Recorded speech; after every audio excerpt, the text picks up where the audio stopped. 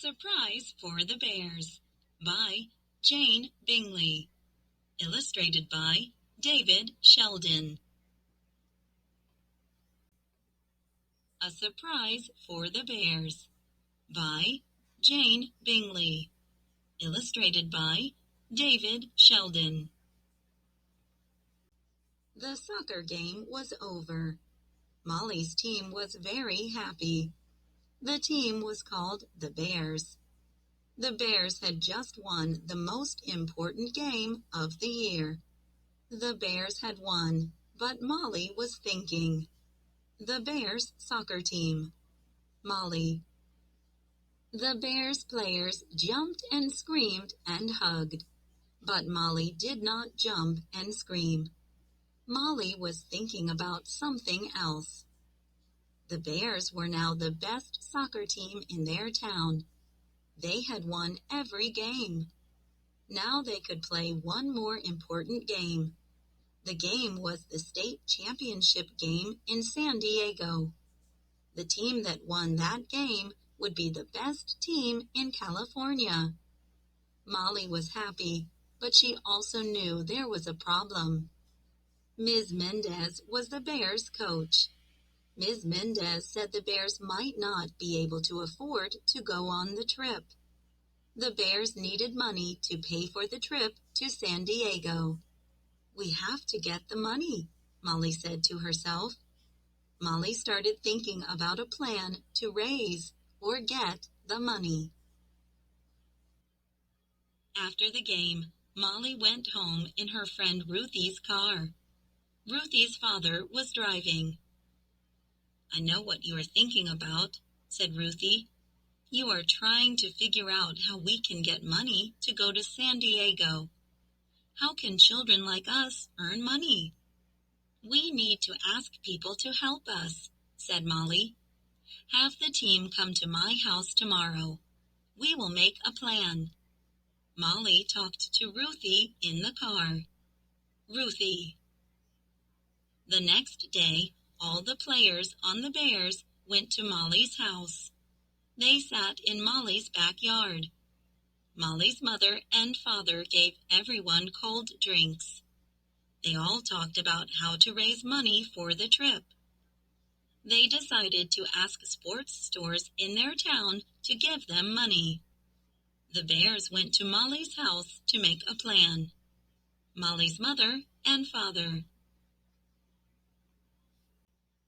Molly and Ruthie went to Soccer Locker. Molly's mother went too. Soccer Locker was a store on their block or street. Soccer players are good customers. They buy their soccer shoes here, said the man who owned the store. I want to give money to the Bears. Great, shouted Molly and Ruthie. But we already gave money to other people for a big running race, the man said. I can't help you. I'm sorry. The store owner said he could not give money to the Bears. Store owner. The other players couldn't find stores to give them money. All the stores in town were giving money to the runners in the race. We can contact people at the newspaper, Molly said to her father. They can write a story about our team. Someone might read the story and help us. That's a good idea, said Dad.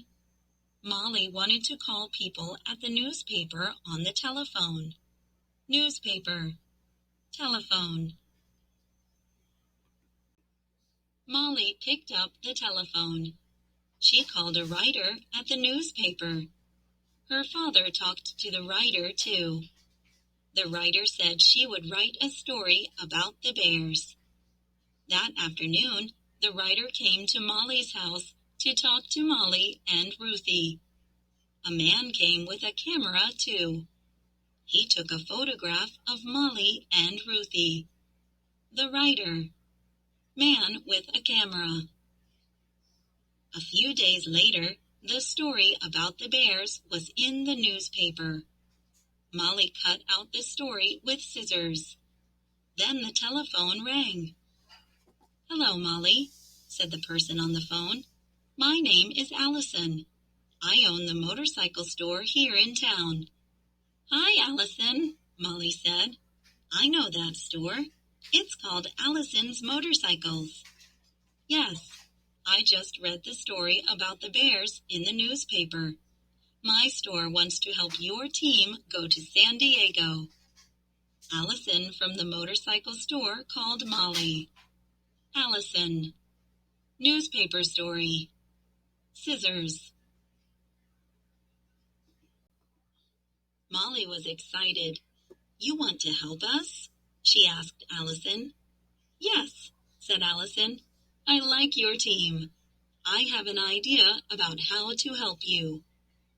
"What is your idea?" Molly asked. "The workers in my store are working on a big surprise for the team," said Allison. "I would like you and your team to come to the store tomorrow to see the surprise." "I don't know if I can wait to see it," said Molly. "Thank you, Allison." The next day, Coach Mendez and the team went to the motorcycle store. Their mothers and fathers went with them. They all saw the surprise.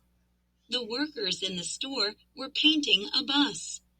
They were painting the bus to look like the Bears team shirts.